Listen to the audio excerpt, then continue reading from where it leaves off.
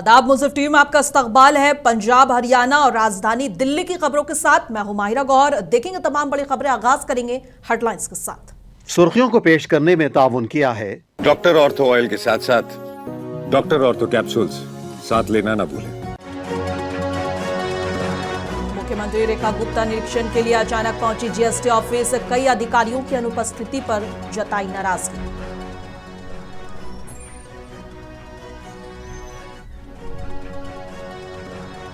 बंगाल पहुंचे नायब सिंह सैनी ने श्रीरामपुर में हुगली नदी के किनारे की पूजा। ममता बनर्जी सरकार पर जमकर बोला हमला।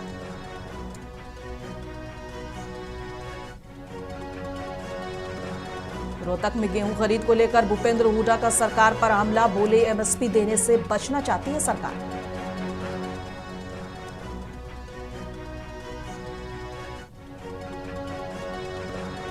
दिल्ली के हैदराबाद हाउस में भारत और बांग्लादेश के बीच अहम द्विपक्षीय बैठक। विदेश मंत्री एस जयशंकर ने बांग्लादेश के विदेश मंत्री खलीलुर रहमान से की बातचीत। और यूएस ईरान सीज़फायर पर आप नेता संजय सिंह ने जताई चिंता। कहा बेशक राहत की बात, लेकिन ये सिर्फ 15 दिनों की बात।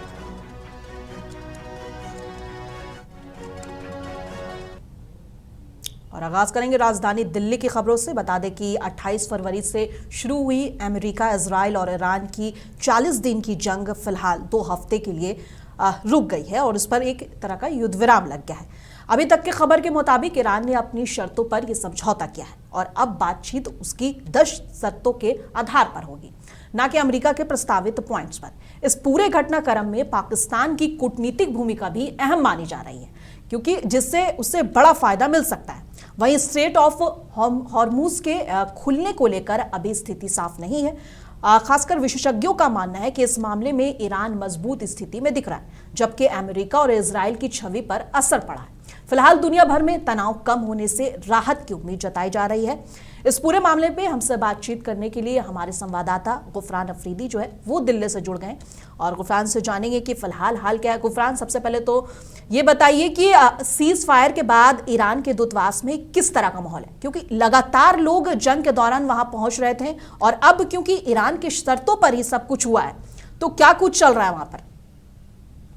देखिए माहिरा, यकीनी तौर पर जिस तरह की सूरत हाल तकरीबन 40-42 दिन के दौरान में फैली हुई थी, खासतौर से अगर हम देख रहे थे ईरान कल्चर हाउस या ईरानी सिफारत खाना के अंदर तमाम जो लोग थे, हिंदुस्तानी जो आवाम थी, वो वहां पहुंचकर अपनी यकजहती का इजहार कर रहे थे। उसी तरह से आज हमने देखा कि उन्होंने कहीं ना कहीं एक तरह से पुरसुकून नजर आए। पहले के मुकाबले जो चीजें थी वो काफी चीजें अलग थी।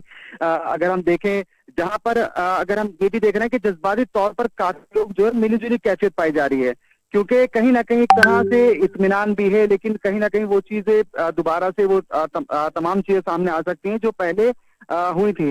तो लेकिन ये पूरी तरह से कह सकते हैं कि जो पहले चीजें हुई थी वो अब में काफी ज्यादा कदर मुख्तलिफ है। और ईरान की जो शर्तें उन्होंने जिस तरह से दी है अमेरिका को, तो जाहिर सी बात है यहाँ के अवाम भी और खासतौर से जो शिया कम्युनिटी है वो ये चाहती है कि ईरान ने जो अपने मुतालबात पेश किए हैं अमेरिका पूरी तरह से उस पर बात करे और उसके सामने पूरी तरह से जो तमाम जो मुतालबात है उनको माने, क्योंकि कहीं ना कहीं वो जो तमाम जो चीजें कनेक्शन है हिंदुस्तानी मुसलमान और खासतौर से शिया कम्युनिटी के अंदर, तो ये कह सकते हैं पूरा ओवरऑल के वो ईरान के साथ थे, ईरान के साथ है और ईरान के साथ ही रहेंगे, ईरान के हामी है पूरी तरह से। जिस तरह से फिर हम ये भी देखते हैं कि ईरान के जो सुप्रीम लीडर का जिस तरह से उनको शहीद किया गया, उसके बाद ज्यादा यहाँ पर जो हालात थे वो ज्यादा बेहतर नहीं हो पा रहे थे। लोग जो है सड़कों पर निकल कर एहतजाज कर रहे थे। वहीं आज जिस तरह की सिचुएशन सामने आई सीज़ फायर के बाद, लोगों ने इत्मीनान की सांस ली है और कहीं ना कहीं लोगों में खुशी का भी माहौल है। माहिरा, प्रकरण में ईरान अधिक लाभ में दिख रहा है और कहीं ना कहीं अमेरिका का इकबाल जो है वो कम हुआ है। वहीं ग्लोबल लेवल पर अगर बात करें तो पाकिस्तान ने एक बड़ी कूटनीतिक सफलता पाई है, उसे एक बड़े टकराव से बचाने का क्रेडिट मिलेगा। आसिफ मुनीर और शहबाज शरीफ का जो है कद वो भी बढ़ेगा दुनिया के स्तर पर। इससे भारत के सामने किस तरह की चुनौतियां बढ़ पाए जाएंगी, क्योंकि जग जाहिर है कि पाकिस्तान और भारत के रिश्ते जो है वो सही नहीं है और इस वक्त अगर देखा जाए तो अमेरिका और भारत के बीच में भी चीजें कुछ ठीक नहीं चल रही हैं। जी बिल्कुल माहिर, देखिए ये चीजें जो चीजें होती हैं काफी ज्यादा बेहतर तरीके से अब चीजें नजर आएंगी। क्योंकि कहीं ना कहीं इस पूरे मामले में ईरान ने जिस तरह से एक मजबूत पोजीशन बनाई है, उसके बाद से खासतौर से अगर हम बात करें एक आलमी असर रसूख जो इम्पैक्ट जो डाला है ईरान ने, वो जी। कहीं ना कहीं वो पूरे मिडिल ईस्ट नहीं बल्कि पूरी दुनिया के लिए एक अहम मकाम रखा है। अब रही बात ये पाकिस्तान की, जिस तरह से उन्होंने सालसी सिफारती किरदार अदा किया, तो इसके लिए एक तरह से बड़ी कामयाबी है। लेकिन कहीं ना कहीं ये बात भी सामने आ रही है कि उसमें हिंदुस्तान ने भी अहम रोल अदा किया पसे पर्दा रहकर। तो ये ओवरऑल कह सकते हैं कि वो जो तमाम चीजें थी, शहबाज शरीफ ने जो बातचीत की है, उससे पहले कहीं ना कहीं वजीर आजम साहब की तरफ से भी ये कोशिशें हुई हैं। उन्होंने बेंजामिन नेतन्याहू या डोनाल्ड ट्रंप से किसी न किसी तरह से पसे पर्दा रहकर बात की है। लेकिन अगर जहां तक बात है, अगर हम पाकिस्तान की बात करें, पाकिस्तान का किरदार काफी ज्यादा मजबूत हुआ है, खित्ते में ताकत का तवाजुन बढ़ा है। और यहाँ पूरे पे जो एक मिनट के लिए मशरिक़ रोकना वस्ता में- चाहूंगी, मैं एक बात यहाँ पे ऐड ऑन करना चाहूंगी कि इसके बाद से जो है हम देख रहे हैं कि भारत में जो है वो भी राजनीति शुरू हो गई है। विपक्ष जो है वो लगातार नरेंद्र मोदी की सरकार को घेरवार कर रहा है कि पाकिस्तान जैसा देश जो है वो दुनिया की नजरों में इतना ऊपर आ गया और उन्होंने हर तरफ अभी उसका नाम है, और पीएम मोदी जो है इसमें कुछ नहीं कर पाए। इसको लेकर विपक्ष जो है भारत में पीएम मोदी की सरकार पर हमलावर हो गया है। जी बिल्कुल, ये बात पूरी तरह से वाज़ेह है। लेकिन अपोजिशन भी अपना काम करे। लेकिन अगर हम पीछे से अगर हम देख रहे हैं माहिरा, तो ये तो जो सिफारती खानों की जो तमाम जो चीजें थी, अगर आप आलमी सतह पर आप देखें, मशरिक़ वस्ता की अगर हम बात करें, यूरोपियन कंट्री की बात करें, तो कहीं ना कहीं वो चीज इन्होंने भी हिंदुस्तानी हुकूमत ने भी पेश की है। वो कहीं ना कहीं पसे पर्दा रहकर हो, क्योंकि उनकी दोस्ती कहीं ना कहीं बेंजामिन नेतन्याहू से, ट्रंप से, वो उस चीज का नाराजगी नहीं चाहते थे। लेकिन बहरहाल ये कि जिस तरह की पोजीशन पाकिस्तान ने बनाई है, वाकई काबिल तारीफ कदम है। आसिफ मुनीर की बात हो या शहबाज शरीफ जो वहाँ के पाकिस्तानी वजीर आजम की बात है, उन्होंने एक तरह से एक मुदाखलत की बात की, इन्वॉल्वमेंट की बात की। उन्होंने ये भी दावत दी कि आप यहाँ पर आके हमारे साथ बातचीत का रास्ता इख्तियार करें, इस्लामाबाद में मीटिंग भी होगी। तो जाहिर सी बात है पाकिस्तान ने एक अहम रोल अदा किया है।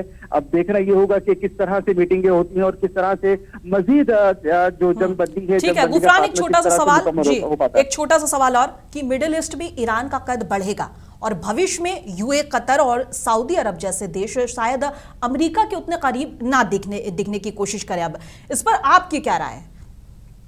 देखिए, ये बात वाज़ेह है पूरी तरह से। ईरान इस तनाज़े के बाद जो मजबूत होकर उभरा है। और अगर हम यकीनन मिडिल ईस्ट की बात करें, यूएई वगैरह की या कतर की बात करें, सऊदी अरब की बात करें, उन्होंने अपनी खारजी पॉलिसी के अंदर यकीनी तौर पर अब वो बैलेंस बनाने की पैदा करने की कोशिश करेंगे। लेकिन जिस तरह से ईरान ने अपनी पोजीशन मजबूत की है, वो वाकई अपने आप में काबिल तारीफ बात है। लेकिन अमेरिका से जो उन्होंने एक तरह से जंग उन्होंने की है, तो जाहिर सी बात है मल्टी अलाइनमेंट की जो पॉलिसी अपनाते हुए ईरान, चीन और दीगर ताकतों के साथ जो ताल्लुकात बेहतर बनाने की कोशिश करेंगे, तो ये पूरी तरह से ओवरऑल कह सकते हैं ईरान अपनी मजबूती के साथ खड़ा था, खड़ा है और खड़ा रहेगा। और आने वाले जो दिनों में मजीद हालात जो बेहतर होंगे और पूरी तरह से मशरिक़ वस्ता के अंदर अमन और शांति और अमन अमान कायम होगा। क्योंकि जंगबंदी किसी मसले का हल नहीं है, बातचीत का रास्ता इख्तियार करना होगा। बातचीत के जरिए पूरी तरह से मसले हल हो सकते हैं। चलिए बहुत बहुत शुक्रिया गुफरान हमसे जुड़ने के लिए और तमाम बातें साझा करने के लिए। अब हम खबरों के सिलसिले में आगे बढ़ेंगे और राजधानी दिल्ली, पंजाब और हरियाणा की बड़ी खबरों पर नजर डालेंगे। सबसे पहले खबर आम आदमी पार्टी से बता दें कि आम आदमी पार्टी के सांसद संजय सिंह ने अमेरिका ईरान सीज फायर पर अपनी प्रतिक्रिया दी है। उन्होंने कहा है कि यह पूरे विश्व के लिए राहत की बात है, लेकिन ये सिर्फ 15 दिनों के लिए है, इसलिए आगे की स्थिति पर नजर रखना जरूरी होगा। उन्होंने इजराइल और यूएस पर भरोसे को लेकर भी सवाल उठाए, क्योंकि पहले भी कई बार ये लोग सीज फायर करके अटैक करते रहे। साथ ही उन्होंने कहा कि कच्चे तेल की कीमतें घटी हैं, तो क्या भारत में पेट्रोल और डीजल सस्ता होगा? संजय सिंह ने यह भी आरोप लगाया कि नरेंद्र मोदी की विदेश नीति ने भारत को पीछे ढकेल दिया। सीज फायर में 3 बातें हमें ध्यान देनी पड़ेगी।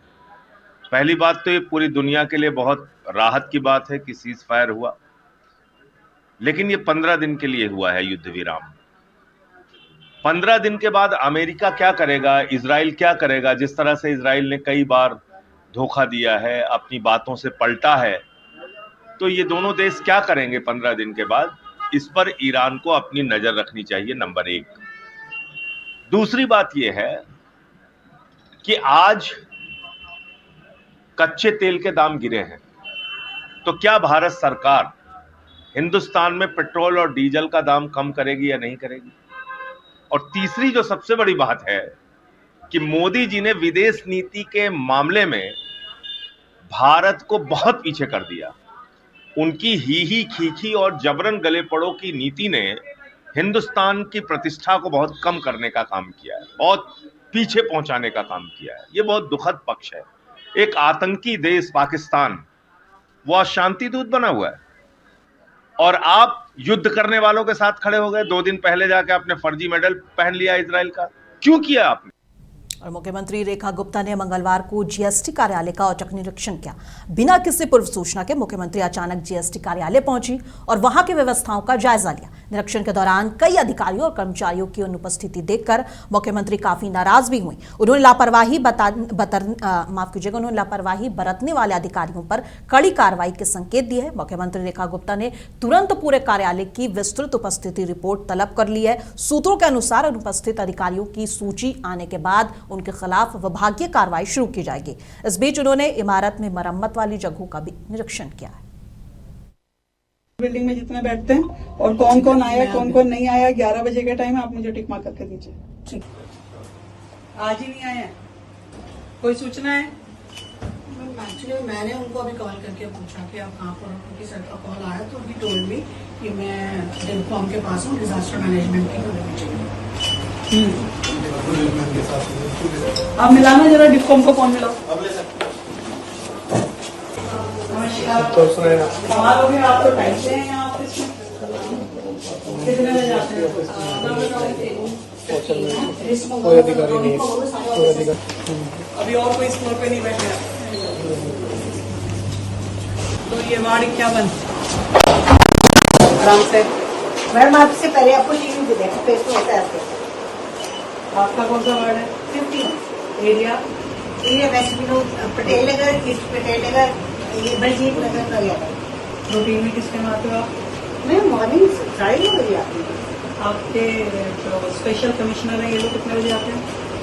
मैम इनका पता नहीं है क्योंकि हम तो आते हैं 9:30 बजे वार्ड में बैठ जाते हैं। सभी कमिश्नर साहब हो जाते हैं? मैडम उनका भी पता नहीं।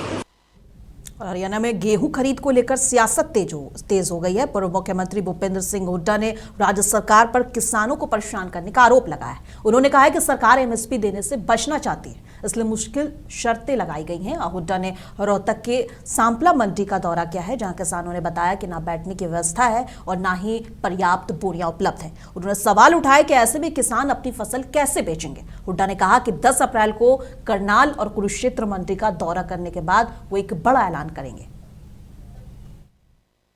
किसान को दिक्कत है जो इन्होंने ड्रॉप किया है।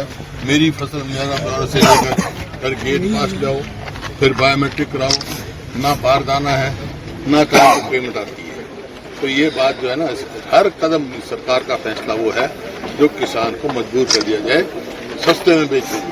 बाहर मंडी से बाहर बेच जाओ, मंडी में आएगा तो उसको पता नहीं, काम ही नहीं बनेगा उसका। तो इस बात का हम करें। मैं और भी मंडियों में जाऊंगा, तो मतलब कल शनि परसों जाऊंगा नारायणगढ़, चिडौरा, बराड़ा और अम्बाला। 10 तारीख को जाऊंगा कुरुक्षेत्र करनाल और वहां से मैं आह्वान दूंगा सरकार को जो किसान को परेशानी का बना रखा है। एमएसपी ना देने का बहाना है। एमएसपी 8 लाख कम हो रहा है, क्यों एमएसपी देंगे? किसान का कोई एमएसपी तो इनकी मेहरबानी नहीं है, मिनिमम सपोर्ट प्राइस है। तो सर जिस तरह से ट्रैक्टर का नंबर और बायोमेट्रिक, वही मैं कहता हूँ हर काम बायोमेट्रिक है। ट्रैक्टर का नंबर लाओ, हर आदमी का ट्रैक्टर है, ट्रॉली है क्या? बैलगाड़ी में आएगा वो कैसे आएगा? कोई बोरी से लाएगा तो कैसे आएगा? औरतें लाएंगी, औरतें लाएंगी, औरतें का बायोमेट्रिक लगेगा। मेरा फसल मेरा तो लड़कियों के नाम भी है, औरतों के नाम भी जमीन है, तो उनका बायोमेट्रिक आएगा। बस हर फैसला ये है किसान को परेशान करने का। और हरियाणा में मौसम ने मंगलवार को एक बार फिर करवट बदली। दिन में हिसार, गुरुग्राम, करनाल, पानीपत, फरीदाबाद, पंचकुला, यमुनानगर और कैथल में रुक रुक कर बारिश हुई। देर रात 9:15 बजे मौसम विभाग ने प्रदेश के 17 जिलों में बारिश, तेज आंधी और ओलावृष्टि का ऑरेंज अलर्ट जारी किया। कृषि विशेषज्ञों के अनुसार मौसम बदलने का सीधा असर गेहूं कटाई, सब्जियां और बागवानी पर पड़ सकता है। मौसम के मिजाज को देखते हुए किसान मंडियों में तिरपाल ढक कर फसल ला रहे हैं। उधर पर्याप्त इंतजाम न होने से झज्जर नू की मंडी में रखा गेहूं बारिश में भीग गया और रेवाड़ी में मंडी पहुंचे किसानों ने ट्रॉली में भरे गेहूं पर तिरपाल डालकर बचाव किया। और चुनाव प्रचार के लिए बंगाल पहुंचे नायाब सिंह सैनी ने सेरामपुर में हुगली नदी किनारे पूजा की। वहीं मीडिया से बातचीत में उन्होंने ममता बनर्जी पर गंभीर आरोप लगाए। सैनी ने कहा कि ममता सरकार राज्य के लोगों की बजाय घुसपैठियों पर पैसा खर्च कर रही है। उन्होंने ये भी कहा कि चुनाव आयोग ने SIR के जरिए उनके खिलाफ कार्रवाई की। इस बयान के बाद सियासी माहौल गर्मा गया है। नहीं, देखिए, ममता ने बंगाल के लोगों को किस प्रकार से अपनी राजनीतिक इच्छा शक्ति के लिए हाशिए पर ला करके खड़ा कर दिया। जो घुसपैठ हो रही है, घुसपैठ करके ममता दीदी ने उनके लिए तो सुरक्षित वातावरण खड़ा कर दिया। उनको नौकरियों में भी स्थान दे रहे हैं। मेरा बंगाल का युवा घूम रहा है, उनको आर्थिक रूप से भी मजबूत कर रहे हैं। मेरा बंगाल का युवा और यहाँ का व्यक्ति और गरीब हो रहा है। जो पैसा उनकी आर्थिक मजबूती के लिए खर्च करना चाहिए था, वो घुसपैठियों के लिए खर्च हो रहा है। और ये जो वोट SIR में चुनाव आयोग ने जो कार्रवाई की है, वो कार्रवाई जो घुसपैठिए हैं उनके खिलाफ की है। घुसपैठिए को, क्योंकि हमारी सांस्कृतिक, हमारी सामाजिक, यहाँ की धरोहर को इन्होंने समाप्त करने का काम किया है। और यहाँ जब मोदी जी के नेतृत्व में कमल का फूल ये खिलेगा, गरीब व्यक्ति को सशक्त और मजबूत करने का काम मोदी की सरकार करेगी। ये भारतीय जनता पार्टी की सरकार करेगी। और तृणमूल की जांच होगी, जांच जो फाइलें दबा रखी हैं। और दिल्ली के हैदराबाद हाउस में भारत और बांग्लादेश के बीच अहम द्विपक्षीय बैठक हुई है। विदेश मंत्री S जयशंकर ने बांग्लादेश के विदेश मंत्री डॉक्टर खलीलुर रहमान से बातचीत की। इस बैठक में दोनों देशों के बीच संबंधों को और मजबूत बनाने, व्यापार, सुरक्षा और क्षेत्रीय सहयोग जैसे मुद्दों पर चर्चा हुई। विशेषज्ञों का मानना है कि इस मुलाकात से भारत बांग्लादेश रिश्ते को नई मजबूती मिल सकती है और दोनों देशों के बीच सहयोग और बढ़ेगा। और दिल्ली में मुख्यमंत्री रेखा गुप्ता और उपराज्यपाल तरनजीत सिंह संधू ने वसुदेव घाट का संयुक्त निरीक्षण किया। इस दौरान उन्होंने घाट पर नाव सेवाओं और लोहे के पुल की स्थिति का जायजा लिया। दोनों अधिकारियों ने घाट पर सुरक्षा मानकों और यात्री सुविधाओं और संचालन प्रक्रिया की समीक्षा की है। उन्होंने अधिकारियों को निर्देश दिया है कि सभी आवश्यक सुधार तुरंत किए जाएं ताकि जनता को बेहतर और सुरक्षित सेवा मिल सके। दिल्ली की चैलेंजेस आप सबको पता है एंड ये एक एग्जाम्पल है कि होल ऑफ दिल्ली एडमिनिस्ट्रेशन की अप्रोच है। आप जिस टाइम में हम खड़े हैं, हम एक्चुअली CM और मैंने ये डिस्कस किया है, पूरी कैबिनेट, बाकी हमारी सारी एडमिनिस्ट्रेशन इन्वॉल्व होगी। आपको पता है सबसे पहले समर आने वाली है। समर के क्या चैलेंजेस हैं, पानी का क्या चैलेंज है, उसके बाद बरसात आएगी, बरसात में क्या चैलेंजेस है। यहाँ आपने क्लीनिनेस का देखा है, ये एक हमारी अपनी बेस्ट प्रैक्टिस है। हम दुनिया भर की बेस्ट प्रैक्टिसेस देखते हैं, हमारे पास यही दिल्ली में है। तो यही देखने के लिए और इसके बाद हम आगे भी जाएंगे। रेगुलरली CM और मैं विजिट करते रहेंगे, क्योंकि उन चीजों में फोकस आए। और जो भी, देखिए, हमारे पास चॉइस नहीं है, ये आप सबके लिए, आपके बच्चों के लिए और हमारे लिए भी। दिल्ली कैपिटल है, आप सब जानते हैं प्रधानमंत्री जी की विजन विकसित भारत की है और उसमें दिल्ली सबसे क्रिटिकल पार्ट है। It is the capital and hopefully revolutionary नहीं, इंक्रीमेंटल चेंजेस तो आती जाएंगी। और चंडीगढ़ में पंजाब फेडरेशन ऑफ आढ़तिया एसोसिएशन के अध्यक्ष विजय कालरा ने सरकार पर नाराजगी जताई है। उन्होंने कहा कि पंजाब मंडी बोर्ड एक्ट के तहत आढ़तियों को 2.5% कमीशन मिलना चाहिए, लेकिन पिछले 10 साल से ये नहीं बढ़ाया गया है। विजय कालरा के मुताबिक 2018-19 में जो 46 प्रति क्विंटल मिल रहा था वो आज तक जारी है, जो बिल्कुल गलत है। उन्होंने कहा कि उन्होंने ये मुद्दा कई बार केंद्र और राज्य सरकार के सामने उठाया, लेकिन अब तक कोई समाधान नहीं हुआ। और आढ़तियों का कहना है कि इतने सालों तक एक ही कमीशन पर काम करना उनके साथ अन्याय है। गल है कि डेडलॉक, हमारा जो डेडलॉक आप बोलते हैं, डेडलॉक हमारा नहीं है ना, हमारी कोई डिमांड है। हमें तो जो पंजाब मंडी बोर्ड के एक्ट के मुताबिक 2.50% पंजाब में की मंडियों में बिकने वाली जो भी क्रॉप्स आती है, चाहे गेहूं है, चाहे जीरी है या और क्रॉप्स हैं, गेहूं और जीरी को छोड़ के सभी क्रॉप्स पे हम आज भी 2.5% ले रहे हैं। लेकिन 2018-19 में गवर्नमेंट ऑफ इंडिया में जो वीट का रेट था 1840 और 2.50 के साथ जो मंडी बोर्ड के एक्ट के दाम हमें 46 रुपीज पर क्विंटल मिले थे, बट 19-20 में वही मिले और आज तक यही मिल रहे हैं, जो कि इनजस्टिफाइड है। और दिल्ली में आरजेडी सांसद मनोज कुमार झा ने अमेरिका और ईरान के बीच बने 2 सप्ताह के सीजफायर पर अपनी प्रतिक्रिया दी। उन्होंने कहा कि ये अच्छा कदम है, लेकिन ये सीमित समय के लिए है और आगे की स्थिति स्पष्ट नहीं है। झा ने कहा कि पाकिस्तान की भूमिका मध्यस्थ के रूप में उभरने की से भारत की विदेश नीति पर सवाल उठे हैं और ये दिखाता है कि भारत इस महत्वपूर्ण कूटनीतिक पल में पीछे रह गया। उन्होंने ये भी कहा कि दुनिया को शांति की दिशा में आगे बढ़ने की तरीके को ध्यान में रखना चाहिए और सभी देशों को संवाद की ओर बढ़ना चाहिए। पूरी दुनिया के लिए एक महत्वपूर्ण क्षण है। अपनी डिप्लोमेसी के रिबूट करने की बात मैं लिखता बोलता रहा हूं, आगे भी बोलूंगा, लेकिन महत्वपूर्ण यह है कि कल दोपहर बाद का डोनाल्ड ट्रंप का ट्वीट देखिए, जहां वो एक सिविलाइजेशन के खात्मे की घोषणा कर रहे थे।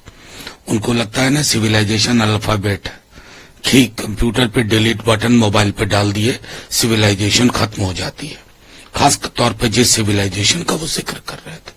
बहरहाल टेम्पररी ही सीज फायर है, लेकिन ये पूरी दुनिया के लिए सुकून देने वाली खबर है। बच्चियों के स्कूल को बॉम्ब किया गया था। जिन बच्चियों को घर लौटना था वो अपनी अपनी कब्रों में पहुंच गए। बहुत कुछ देख लिया इस बीच में। और आम आदमी पार्टी के नेशनल मीडिया इंचार्ज अनुराग धांधा ने बीजेपी पर हमला किया है और दिल्ली की जनता के साथ अन्याय करने की बात कही है। इसके साथ ही बीजेपी सरकार की नीतियों पर भी सवाल उठाया है। बीजेपी की स्टैंप पिछले दिनों वायरल हुई थी, वो कोई क्लरिकल मिस्टेक नहीं थी, बल्कि भारतीय जनता पार्टी की स्टैंप लगवाकर ही चुनाव आयोग अपने सारे फैसले करता है। आज का जो चुनाव आयोग का व्यवहार था, जो चुनाव आयोग की भाषा थी, जो उनकी पोस्ट लिखने का तरीका था, वो किसी भी चुनाव आयोग के अधिकारी का तो नहीं हो सकता है। वो बीजेपी की भाषा और एक पॉलिटिकल पार्टी की बात करने की पद्धति नजर आ रही थी, जिससे बिल्कुल स्पष्ट होता है कि चुनाव आयोग के सभी पदों पर भारतीय जनता पार्टी के लोग काबिज हो गए हैं। भारतीय जनता पार्टी का कब्जा चुनाव आयोग पर है, जिसके जरिए वो पॉलिटिकल पार्टियों के खिलाफ काम करता है।